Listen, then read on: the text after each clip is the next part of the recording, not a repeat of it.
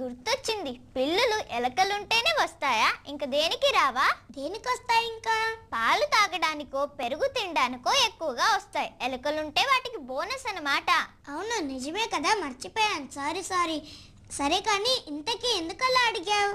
అదే మరి, అందుకే తొందరపడకూడదు అని చెప్పింది. నువ్వు క్లాస్ పీకడం ఆపి అసలు విషయం ఏంటో చెప్పు. పిల్లులు మనుషుల కంటే స్పీడ్ గా పరిగెడతాయి తెలుసా?